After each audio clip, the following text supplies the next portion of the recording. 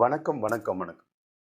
என் பேர் RK Dambigam from tower school. Tower school விஷயம் என்னன்னாக்கா, to build India to become $30 trillion economy and Tamil Nadu to reach $1 trillion economy by 2030. இது என்னுடைய first vlog. ஏதாவது improvement வேணும் அப்படின்னாக்கா ப்ளீஸ் கமெண்ட் பண்ணுங்க. இந்த video focusing on US president Trump உடைய $100,000 விசா ஃபீயை பற்றி தான்.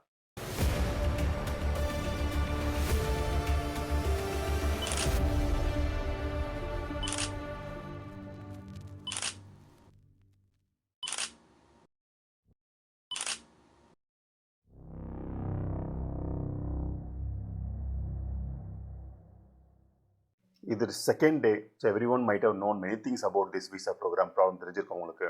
இது வந்து ட்ரம்ப்போடைய செகண்ட் டேர்மில் வந்ததுலேருந்து he wanted to give a pressure to India. அதாவது இந்தியா யூஎஸ் ரிலேஷன்ஷிப்பில் ஹெவி டென்ஷன் கொடுக்கணும்னு சொல்லிட்டு இஸ் ட்ரைங் மல்டிபிள் திங்ஸ். ஒன்று வந்து டேரிஃப் போட்டார், 50% டேரிஃப் போட்டார். அதுக்கப்புறமா வந்து டிபோர்டேஷன் பண்ணுறேன் அப்படின்னாரு. அதுக்கு அடுத்து வந்து ரஷ்யன் ஆயிலை வந்து ஸ்டாப் பண்ண நம்மளுடைய பிரைம் மினிஸ்டர் அதுக்கு ஒத்தே கொடுக்கல. அதனால் இப்போ கொடுக்குற இந்தியாவுடைய ஸ்ட்ராங் என்னன்னாக்கா டெக்கு. ஸோ அங்கே அவர் ஃபோக்கஸ் பண்ணுறாரு. இப்போ he is wanted to give a pressure on tech industry. இது ஒரு நியூ எக்ஸிக்யூஷன் ஆர்டர். ஆல்மோஸ்ட் முன்னாடி வந்து $1,200 அப்படி இருந்தது. இப்போ வந்து அதனுடைய ஃபீ வந்து $100,000 ஆக்கிறதுனால it become 90 lakh rupees. Trump வந்து எதுக்கு இதை கொண்டு வந்தார் நமக்கு எல்லாருக்குமே தெரியும். ரஷ்யன் ஆயில் வந்து இந்தியா இம்போர்ட் பண்ணுது. அதனால வந்து Russia is getting good money from our country. அதை வந்து ஸ்டாப் பண்ணுறதுக்கு என்னென்னமோ பண்ண பார்த்தாரு. அதில் ஒன்றும் நடக்கலை. Now he is trying to pressurise on tech companies. Because அதுதான் நம்மளோட பெரிய எக்கனாமின்னு சொல்லிட்டு அவருக்கும் தெரியும். அதை ஃபோக்கஸ் பண்ணுறதுக்காக கொண்டு வந்தது தான் இந்த $100,000 ஃபீ. H-1B விசானா என்னன்னு தெரிஞ்சுக்கலாம்.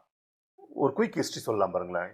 இது வந்து ஸ்கில்டு ஒர்க்கர்ஸுக்காக யூஎஸ்க்கு வந்து வேலை செய்யணும்னு சொல்லிட்டு கொண்டு வந்த விசா. இது புது விசா கிடையாது. இதை வந்து நிறைய பேர் வந்து யார் யூஸ் பண்ணுறாங்க இந்தியாவில் அப்படின்னாக்கா, சாஃப்ட்வேர்ஸ் இன்ஜினியர்ஸ், டாக்டர்ஸ், சயின்டிஸ்ட் அவங்களாம் வந்து யூஸ் பண்ணுவாங்க. ஸ்பெஷல் எஜுகேஷன், ஸ்பெஷல் ஆக்குபேஷன் ஸ்ட்ராட்டஜியில் போவாங்க. இது வந்து புது விசா கிடையாது. It's like more then 50 years old visa. இது 1952ல் அப்போ H-1 ஒன்று கொண்டு வந்தாங்க. எந்த ஒரு லிமிட்டுமே கிடையாது. டிஃப்ரெண்ட் கண்ட்ரிலேருந்து people can come to US, அங்கே வந்து ஒர்க் பண்ணலாம். இது வந்து 1990ல் வந்து ஒரு பெரிய மாற்றமாக இமிக்ரேஷன் ஆக்ட் கொண்டு வந்து அது H-1B மாற்றினாங்க. அதுக்கு H-1B H-1B எதுக்கு மாற்றினாங்கனாக்கா அதுக்கு ஒரு லிமிட் வைக்கணும்னு சொல்லிட்டு. அதாவது 85,000 விசா வந்து எவ்ரி இயர் நான் கொடுப்போம். அந்த 85,000 விசாவில் 65,000 வந்து புதுசாக வரவங்களுக்கு, 20,000 இங்கே வந்து யார் படித்தாங்களோ அவங்களுக்கு ஒரு ஜாப் ஆப்பர்ச்சுனிட்டி கொடுக்குறேன்னு சொல்லிட்டு பண்ணாங்க. .com பூம் வர டைமில் இதோட லிமிட்டை வந்து 85,000 ஐ திங்க் 1,15,000 இன்க்ரீஸ் பண்ணாங்க. தென் 1,95,000 கூட இன்க்ரீஸ் பண்ணாங்க. அவங்களுக்கு எப்போ வேணுமோ இன்க்ரீஸ் பண்ணிப்பாங்க, எப்போ வேணும் குறைச்சிப்பாங்க. அதுதான் அவங்களோட ஸ்ட்ராட்டஜியாக இருந்தது. இப்போ மறுபடியும் பழையபடி ஒன்ஸ் நமக்கு அவங்க டிமாண்ட் இல்லைன்னு தெரிஞ்ச உடனே 65,000 கொண்டு வந்துட்டாங்க.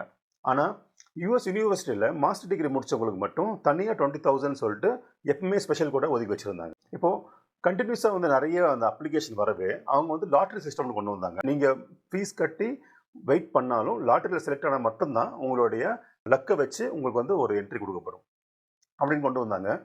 இது வந்து 2008 இருந்து ஆரம்பிச்சிட்டாங்க. எல்லாருக்கும் வந்து விசா கொடுக்க முடியாதுன்றதுனால லாட்டரி சிஸ்டம் கொண்டு வந்தாங்கன்னு சொன்னோம். இது வந்து அவங்களுடைய USCIS சொல்லி டிபார்ட்மெண்ட் இருக்குது. அது உங்களுக்கு ஒரு நல்ல ஒரு வருமானமாக இருந்தது விசா ப்ரோக்ராம் மூலயமா. இப்போ யூஎஸ் பொறுத்த வரைக்கும் ஒரு விஷயம் சொல்கிறேன் பாருங்களேன். நான் வந்து ஒரு 6 years அங்கே இருந்ததுனால என்னுடைய அனுபவம் சொல்கிறேன். They are very particular with respect to what they wanted to fulfil. அவங்களுக்கு எங்கே கேப் இருக்கோ அவங்களுடைய ரூல்ஸை வந்து அதுக்கேற்ற மாதிரி மாற்றிப்பாங்க. They will try to fulfil whatever the required for them. அதுக்கான ஒரு இப்போ வந்து அவங்களோட ரிக்வயர்மெண்ட் வந்து பிரசிடென்ட் ட்ரம்ப் மூலயமா அவங்க ரிக்வயர்மெண்ட் என்னன்னாக்கா, தே வாண்டட் டு ப்ரூவ் தட் என்னுடைய ப்ரெசன்ஸ் வந்ததுனால வந்து நான் எவ்வளோ சேஞ்ச் பண்ணுறேன்னு சொல்லிட்டு காட்டுறாரு ட்ரம்ப். அதனுடைய ஒரு தாக்கமாக தான் இதை நான் பார்க்குறேன். It is not going to have any big impact சொல்லிட்டு தெரிய வருது. இந்த பாலிசி கொண்டு வந்தார் இல்லைங்களா, இதில் வந்து பெரிய ஃபாலோ அவுட் வாய்ப்பு இருக்குது. எப்படின்னா, பிக் டெக் கம்பெனி இருக்காங்களே, Google, Microsoft, Amazon, apple, meta எல்லாம் அவங்க வந்து டெஃபினட்டாக கோர்ட்டு போக வாய்ப்பு இருக்குது. அதுக்கடுத்து வந்து companies may shift the project to India, Canada, மெக்சிகோன்னு சொல்லிட்டு ஷிஃப்ட் பண்ணாங்கன்னாக்கா it is a huge loss for them இல்லைங்களா. ஏன்னா இந்தியாவிலேருந்து இம்போர்ட் பண்ணாதான் 50%. ஆனால் R&Dயை வந்து எக்ஸ்போர்ட் பண்ணாக்கா எந்த அளவுக்கு வந்து காஸ்ட் எதுவும் சொல்ல கிளியராக இல்லாததுனால அவங்க அதை பண்ண வாய்ப்பு இருக்குது. மூணாவது ஆட்டோமேஷன்ற பேரில் வந்து ஒர்க் ஃப்ரம் இந்தியான்னு சொல்லிட்டு கூட கொண்டு வர வாய்ப்பு இருக்குது. இந்த 100,000 விசா கொண்டு வந்ததுனால யாருக்கு பெரிய ப்ராப்ளம்னா, மோர் தென் ஐடி எம்ப்ளாயீஸ் ஹெல்த் கேருக்கு. அதாவது ஐடி எம்ப்ளாயீஸுங்களுடைய சேலரின்னு பார்த்தீங்கன்னாக்கா மோர் தென் $150,000 அப்படி இருக்கும். ஆனால் ஹெல்த் கேரில் இருக்கிறவங்க, எதிர் அவங்க சயின்டிஸ்டாக இருக்கலாம், இல்லை டாக்டராக இருக்கலாம், நர்ஸாக இருக்கலாம், அவங்களோட சேலரின்னு பார்த்தீங்கன்னா அரௌண்ட் $85,000 $125,000 தான் இருக்கும். அவங்களுக்கு வந்து இது டபுளாக வருதுனால it will be a huge impact for them. இதனால என்ன ஆகுனாக்கா 30% ஆஃப் யூஎஸ் ரெசிடென்ட் வந்து டாக்டர்ஸ் யாருன்னு பார்த்தீங்கன்னாக்கா இமிகிரண்ட்ஸ் தான். இட் குட் பி இந்தியன் இமிகிரண்டாக இருக்கலாம், இல்லைனா தாய்லாண்ட்லேருந்து மூவ் ஆன நர்ஸுங்களாக இருக்கலாம். So they all will get affected because of this. எனக்கு தெரிஞ்சு அங்கிருந்து கூட ஹெவியான ஒரு ப்ரெஷர் வரும் ட்ரம்ப்புக்கு. I don't think so it is going to sustain for long time. இதில் இன்னொரு இம்பாக்ட் என்ன ஆகுனாக்கா நிறைய பேர் இந்தியாவிலேருந்து யூஎஸ்க்கு படிக்க போகிறது காரணம், சைனாலேருந்து யூஎஸ் படிக்க போகிறது காரணம் அந்த 20,000க்கான விசா அவைலபிலிட்டி தான். இப்போ அந்த 20,000 விசா அப்ளை பண்ணுறதுக்கும் வந்து கம்பெனி $100,000 கட்டணும் அப்படின்னாக்கா யாருமே எடுக்க மாட்டாங்க காலேஜில் இருந்து. இப்போ காலேஜில் படிச்சுட்டு 2 இயர்ஸ் முடிச்சிட்டு பிறகு அவங்களுக்கு ஜாப் கிடைக்கணும்னாக்கா H1B விசா அப்ளை பண்ணி ஆகணும்.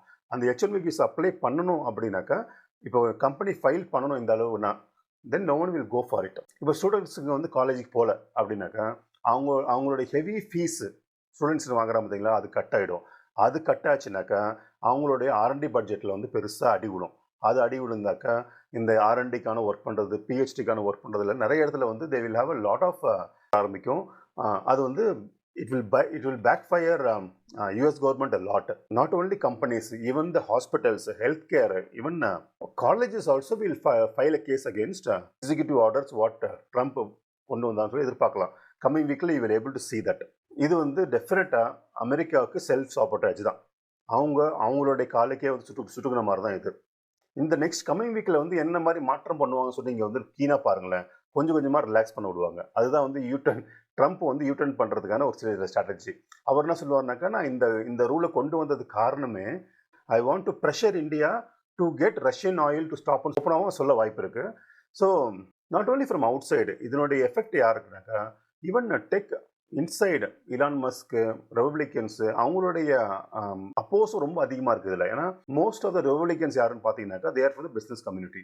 பிஸ்னஸ் கம்யூனிட்டியில் இருக்கிறவங்களுக்கு இந்த 100,000 விசான்றது it's going to backfire them very well. அங்கேருந்து நமக்கு வந்து ப்ரெஷர் அவருக்கு ட்ரம்ப்புக்கு வர வாய்ப்பு ரொம்ப ரொம்ப அதிகம். இப்போ ஒரு டேர்ம் வந்திருக்கு என்னென்னா யூஎஸில் டாக்கோ அப்படின்னுவாங்க. டாக்கோனாக்கா நம்ம சாப்பிட்றோம் அந்த டாக்கோ இல்லை. இது வந்து ட்ரம்ப் ஆல்வேஸ் சிக்கன் அவுட். அதாவது ட்ரம்ப் வந்து ஒரு பாலிசி சொல்லுவார், எல்லாரும் நம்மளை பற்றி பேசணும்னு சொல்லிட்டு பிறகு ஒரு 1 மந்தில் வந்து சைலண்ட்டாக வித்ட்ரா பண்ணுவார். That's called Trump always chicken out சொல்லுவாங்க. இதை வந்து இப்போ எக்ஸாம்பிள் பார்த்தீங்கன்னாக்கா ரெசிப்ரோக்கல் டேக்ஸ்ன்னு கொண்டு வந்தார். அதாவது என் கண்ட்ரி எவ்வளோ டேக்ஸ் நம்ம பண்ணுறாங்களோ அது அவங்களுக்கே நம்ம வந்து பண்ணுவோம்னு சொல்லி கொண்டு வந்தார். சைலண்ட்டாக வந்து ஆனால் பண்ணும்போது அது சொல்லும்போது பயங்கரமாக மீடியாலாம் பண்ணுவாங்க, ஆனால் சைலண்ட்டாக வந்து வித்ட்ரா பண்ணுவாங்க. செகண்ட் வந்து ட்ரேட் வார் வித் சைனான்னு சொல்லிட்டு கொண்டு வந்தாங்க. ஸ்ட்ராங்காக சைலண்ட்டாக அமைதியாக கொண்டு வந்துட்டாங்க. எனக்கு வித்தவுட் சைனா தே கான்ட் சர்வை தெரிஞ்சதுனால. மூணாவது வந்து புட்டினுக்கு வந்து பயங்கர ப்ரெஷர் பண்ணணும் வாரை ஸ்டாப் பண்ணுறதுக்கு சொல்லிட்டு நம்ம ஃப்ரெண்ட்ஸ் ஆகிடலாம் திரும்பவும் சொல்லிட்டுலாம் அலாஸ்காலெலாம் பேசுனாங்க. எண்ட் ஆஃப் த டே பார்த்தீங்கன்னா அங்கேயும் ஒன்றும் நடக்கலை. உக்ரைனை வந்து இனிஷியலாக ஹாஸ்டலில் கொண்டு வர பார்த்தாங்க, அங்கே நடக்கலை, அங்கேயே மாறிட்டார் அவர். ஸோ பல விஷயங்களில் இந்த லாஸ்ட் 1 இயர்லேயே நிறைய மாற்றம் சொல்லுவார், ஆனால் செய்கிறது வேறு மாதிரி இருக்கும் லேட்டராக.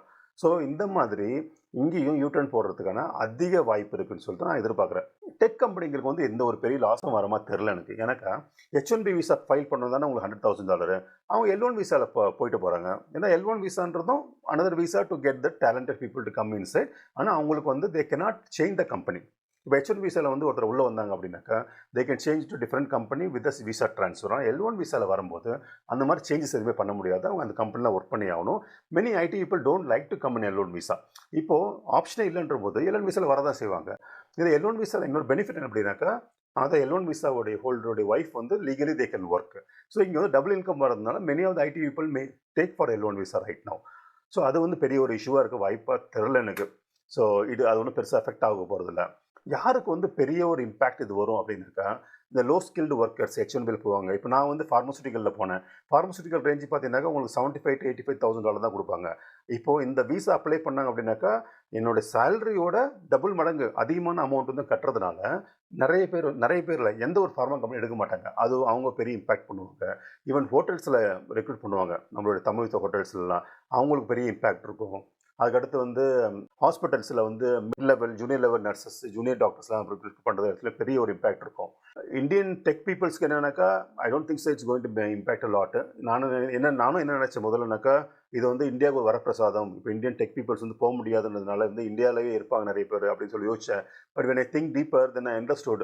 See, இந்தியாவில் நமக்கு வந்து அந்த என்விரான்மெண்ட் சரியாக இல்லைன்றப்போ இந்தியாவில் யாரும் இருக்க போகிறதில்ல. இப்போ இந்தியாவில் வந்து ஸ்டார்ட் அப் ஆரம்பிக்கணும், இந்தியாவில் வந்து நான் வந்து ஃபண்ட் ரைஸ் பண்ணணும், growth வரணும் அப்படின்னு சொல்லிட்டு ஒரு தாட் ப்ரோஸில் நிறைய பேர் இருக்காங்க. But everyone struggling. இப்போ எக்ஸாம்பிள் நான் இருக்கிறது பெங்களூர். பெங்களூரில் வந்து இன்ஃப்ராஸ்ட்ரக்சர் பார்த்தீங்கன்னாக்கா it become so worst nowadays. I hate to go out இல்லைங்களா? ஸோ இந்த சின்ன சின்ன விஷயங்கள் வந்து many companies going away from Bangalore. அப்படி இருக்கும்போது India is not currently it is not very India is not a very easy place to do some kind of huge big start பண்ணுற situation இல்லாதனால I M expecting most of them may go to Australia, England, இல்லை Canada, இல்லை வேற ஒரு கண்ட்ரிக்கு வந்து போக வாய்ப்பு இருக்க தவிர்த்து it is not going to have many impact in India unless we develop our infrastructure. So எங்களோட டூவர்ஸ்களுடைய விஷயம் என்னென்னு பார்த்தீங்கன்னாக்கா how to build that infrastructure. அதாவது இன்ஃப்ராஸ்ட்ரக்சர் சொல்லும்போது I am not talking about the roads and then services. I am talking about the man power. இப்போது every year வந்து millions of peoples coming out from the college கிராஜுவேட்டாக வராங்க. ஆனால் அவங்க வந்து R தே இந்த பொசிஷன் டு ஒர்க் டைரக்ட்லினாக்கா கிடையவே கிடையாது. நாட் ஈவன் 10% கூட they are not in a position to work. So ஃப்ரெஷராக உள்ளே போனாலும் பார்த்தீங்கன்னாக்கா அடாப்ட் பண்ணுற சுச்சுவேஷன் பார்த்தீங்கன்னா ரொம்ப ஹாஸ்டலாக இருக்குது. What we are doing tower's school அப்படின்னாக்கா we are building a network of training programs. வந்து ஸ்டூடெண்ட்ஸ் ட்ரெயின் பண்ணுவோம். அந்த ட்ரெயின் பண்ணிட்ட பிறகு that will be used as a skill for them to go and join in other company. Tech கம்பெனியாக இருக்கலாம், இல்லை health care கம்பெனியாக இருக்கலாம். They can go and join them. Tower's ஸ்கூலோடைய மேஜர் ஒர்க் என்ன அப்படின்னா எவ்ரி இயர் வந்து ஹெல்த் கேர் ப்ரொஃபஷனல்ஸ் மோர் தென் 1 million health care professional 10 lakhs மேலே வந்து வராங்க. லைக் டாக்டராக இருக்கலாம், ஆப்டோமெட்ரிஸ்டாக இருக்கலாம், ஃபார்மசிஸ்டாக இருக்கலாம், நர்ஸாக இருக்கலாம், ஃபிசியோதெரபிஸ்டாக இருக்கலாம். இவங்க இத்தனை பேர் வெளியே வராங்க. ஆனால் are they capable of working? No one is having a trained force for work. நாங்கள் வந்து அவங்களுக்கு 2 ஆப்ஷன் கொடுக்குறோம். If you want to become entrepreneur, we will train you how to start your own business சொல்லிட்டு நான் சொல்லி கொடுக்குறோம். ரெண்டாவது, இல்லைங்க எனக்கு வந்து ஜாப் தான் போகணும் அப்படின்னாக்கா we train them how to build your skills to show better in your job அப்படின்னு சொல்லிட்டு அதையும் ட்ரெயின் பண்ணி கொடுக்குறோம். That's what we are building in டுவர் ஸ்கூலில். இப்போ இந்த பாயிண்டில் நீங்கள் பார்த்தீங்கன்னாக்கா unless if you do not have the manpower, qualified manpower to work in the industry, it is going to be very tough for our country to reach the $1 trillion economy. So that's what we are working on. Now we want to see India to achieve $30 trillion economy, and we want Tamil Nadu to achieve at least $1 trillion economy by 2030. Let's work together. Final takeaway in Patinaga, America may shoot itself in the foot by blocking top global talent. India cannot India அதை relay பண்ணி we will not able to build. India has to build a strong innovation hubs இருக்கணும் எல்லா இடத்துலையுமே. there should be a qualified employees இருக்கணும். otherwise it's not going to work out. சைனாவில் வந்து ஒரு program கொண்டு வந்தாங்க. அது பேர் வந்து 1000 talents plan சொல்லிட்டு. அது மூலயமா அவங்க வந்து நிறைய பேர் அட்ராக்ட் பண்ணாங்க சைனாவுக்கு. இப்போ you can see that growth in the AI, growth in the technology, growth in the robotics எல்லாம் பார்த்தீங்கன்னாக்கா China is 1000 times way ahead than இந்தியான்னு சொல்கிறோம். டேக்அவே என்னன்னு பார்த்தீங்கன்னாக்கா ட்ரம்ப் கொண்டு வந்த இந்த பாலிசினால பெரிய இம்பேக்ட் இருக்கிறதா எனக்கு தோணல. It will have some kind of noise ஒரு மார்க்கெட்டில். இப்போ பாருங்கள், மண்டே வந்து மார்க்கெட் ஆரம்பிச்சுனாக்கா டெக் கம்பெனி ஷேர்ஸ்லாம் கீழே விழும். ஆனால் அதனோட பெரிய ஒரு இம்பாக்ட்லாம் வராது. திரும்பவும் இட் வில் பவுன்ஸ் பேக். ஏன்னா they will find a way to go better. And யூஎஸ்லேயே வந்து they will find a way to kill this $100,000 அந்த ஃபீயை வந்து கில் பண்ண பார்ப்பாங்க. That we can expect a lot. But நம்ம இங்கே கற்றுக்க வேண்டியது என்னன்னாக்கா we should never rely on any other country for our growth. நம்ம கண்ட்ரி வந்து $30 trillion ஆகணும் அப்படின்னா we have to grow internally. We have to rely on our own economy. We have to build our infrastructure. We have to build our innovation hub.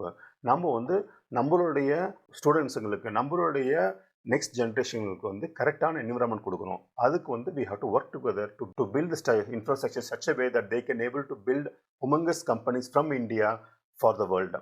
அந்த ஒரு mind set வந்தால் தான் India will grow in its own way. இந்தியாவில் develop பண்ணுற products should be able to use globally. நம்ம பேசுகிற யூடியூபாக இருக்கட்டும், ஃபேஸ்புக்காக இருக்கட்டும், இன்ஸ்டாகிராமோ, வாட்ஸ்அப்போ எல்லாமே வந்து அமெரிக்காவிலேருந்து இம்போர்ட் பண்ணது தான். Is it right or no? It is not argument at all. எங்கே வந்து பெஸ்ட்டாக இருக்கோ we should use them. That is not a question here. இங்கே என்னென்னா how to build product from India for the world. அதுதான் நம்ம வந்து இங்கே கீனாக பார்க்கணும், கீனாக யோசிக்கணும். Let's forget about what is happening around the world.